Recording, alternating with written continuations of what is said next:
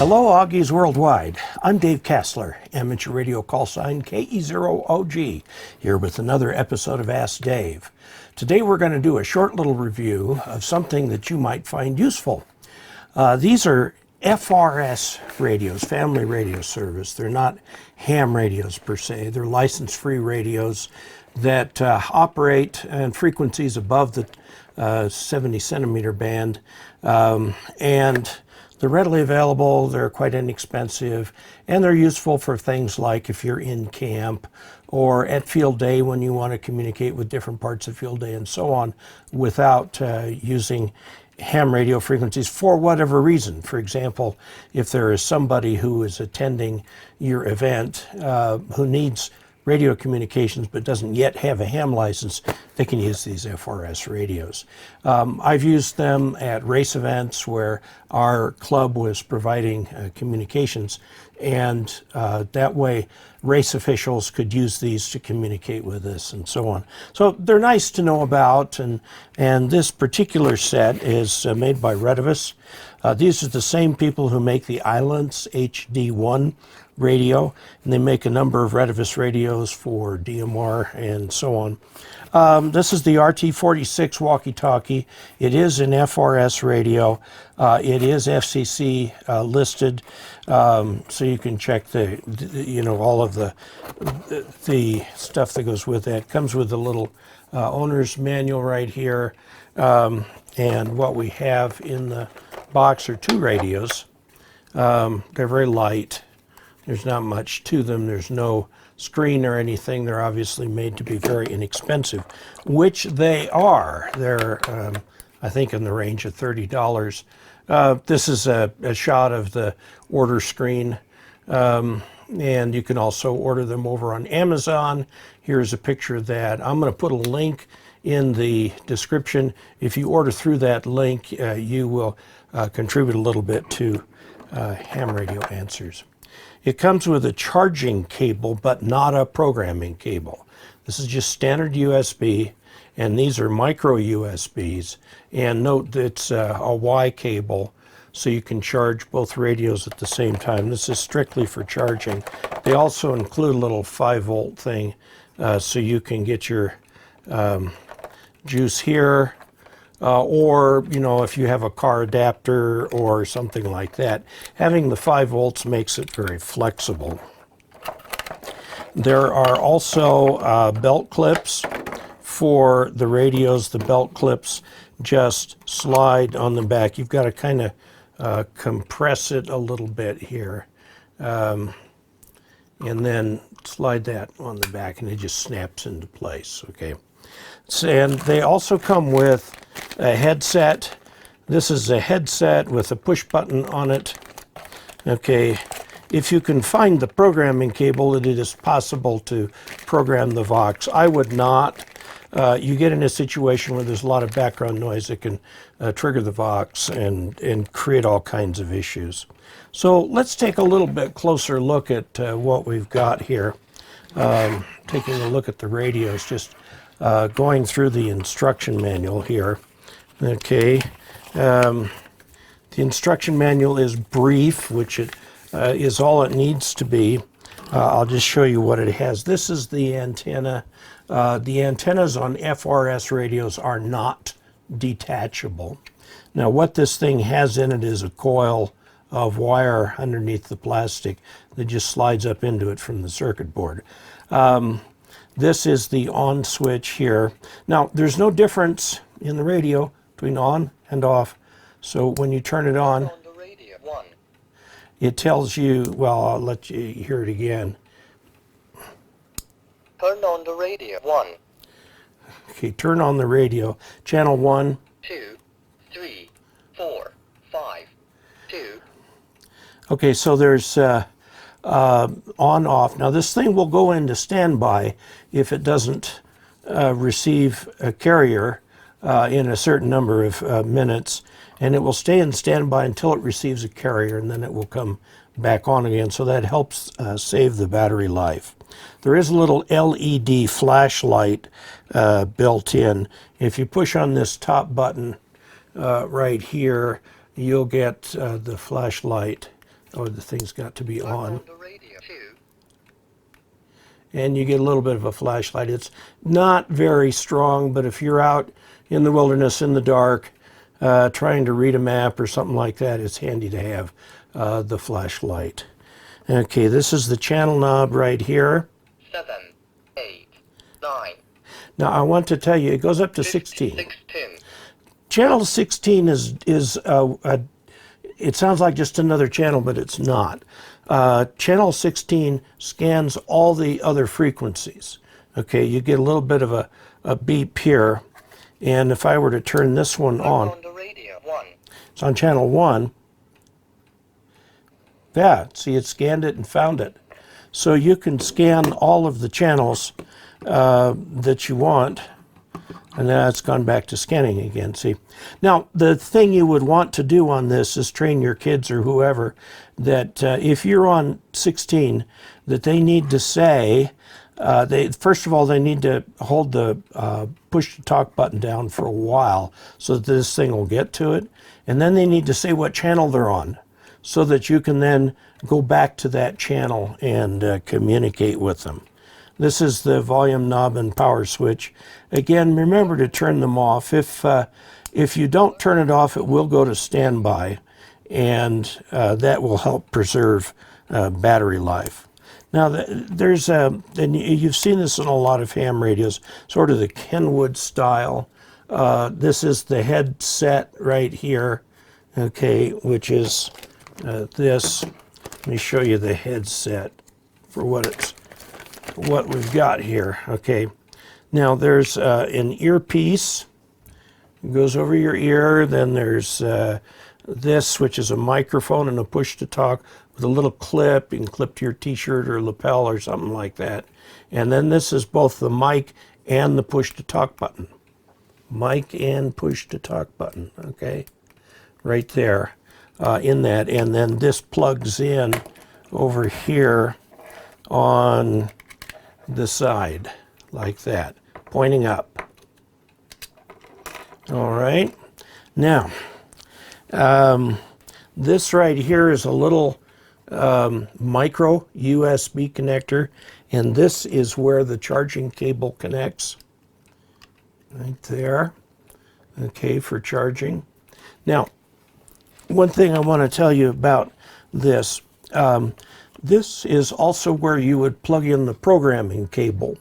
They do not supply the programming cable. You can get the programming software off of the Retevis website. However, you've got to get a cable and its driver to go in there. What you program about this is shown on this screen here. This is a screen looking at the programming software, and as you can see, you can change CCTSS or DCS codes so that you'll send a tone out, and then you can also set it up so it must hear the tone to receive. This does not give you privacy, but it does keep the traffic down if someone else from some other group happens to be using the radio. Okay. Now, the push-to-talk button is here on the normal side place that you would look at it. This is the belt clip that I showed how you put that on. It's got a nice give here so you can get that around a belt. It's spring-loaded. You can also raise it that way. And then up here in the top, this is, you turn it momentarily to turn on the flashlight, which I've already shown. Okay, so flashlight. Now, if you hold it down, it goes into the monitor mode. What that means is it turns the squelch off. So you might be able to hear a very weak signal. You know, if somebody's in the fringe or not quite breaking the squelch, you can push this down and it turns the squelch off. Okay, just like on a 2-meter handheld or something like that. By the way, the frequency for these are in the 460 megahertz range. Okay, this short, one on the bottom's labeled SOS. okay, and a single press, and it's supposed to tell you the channel number. Oh, it went into standby. On the radio, 610, Okay. 610, 11, 11, 11. Okay, and it won't do that if it's in standby. And then there's the SOS button. Whatever good that is to you. 11. Okay, now to get the battery out, there's a thing here, and then this comes off. Okay, and you can get the battery out. It comes with a rechargeable battery, lithium-ion battery. If that dies and you're out in the field, you can take the battery out, okay, and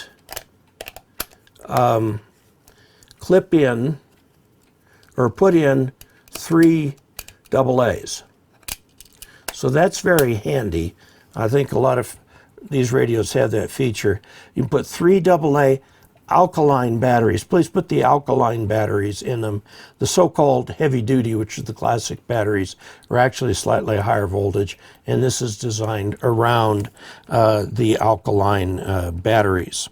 The battery door latch is down here on the bottom, okay? And you unlatch it, and then you can pull this up. Oh, you got to pull that up out of the way, and I had it open just a second ago there. Okay, you may have to, whoops, let's get that opened up.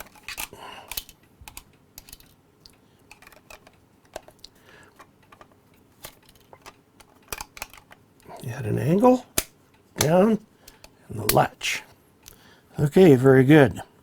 So this is pretty much the rundown of what the radio's got. The thing takes 2 or 3 hours to charge. When it's charging, this will glow red, and it will glow green when it's done charging. Okay. Again, remember to turn them off when you're not using them. Okay, and we talked about putting everything on here. Now it talked about the scanning channel in there is 16. You can do Vox, CTC, SS, DCS, and so on, but you have to have the programming. The computer programming it talks about here tells you a little bit about computer programming, but the problem is that you need the programming cable, and they don't show where, how, what you get the programming cable, because the programming cable will have something in it that will emulate a RS-232, even though it's USB, so you need to put in a driver that does that for the prolific chip. But in the meantime, you have nice little walkie talkies that will give you, reasonable range out in the open up to 1 mile. But if you're in the woods and there's rocks or something between you, the range is going to be considerably shorter. I would plan on using these for very short range communications. There is a related radio service called GMRS. For ground mobile radio system that has overlapping in frequencies with FRS. But the GMRS is allowed more power, and you have to buy a license for it. It's, I understand, around $50, something like that. You don't need to pass any kind of test or anything to get that. Okay, so that brings us to the conclusion of this brief review of these Retevis family radio service walkie-talkies. They can be very handy if you're a club, do frequent club events. I'd get a few of these all on the, and set them up all on the same channel and everything like that, that you can use for communicating around a portable site or something like that. If you're taking your kids with you on a little portable outfit for your ham radio, it'd be nice to have these to communicate with the kids and so on. So there you go. The Retevis RT46 Walkie Talkie for FRS. There you go. Be sure to check out, if you would please, dcasler.com, www.dcasler.com/support. All different ways that you can support. There's a way in there, for example, where you can subscribe via PayPal. The subscription means that it'll come out of your PayPal account once a month for either $5, $10, or $20. Is a nice way to support me. There are several others, including Patreon, traditional tips, and so on. And I will put the link to this on my website in the Amazon listings, and also put that in the description link for this video. So until we next meet, 73.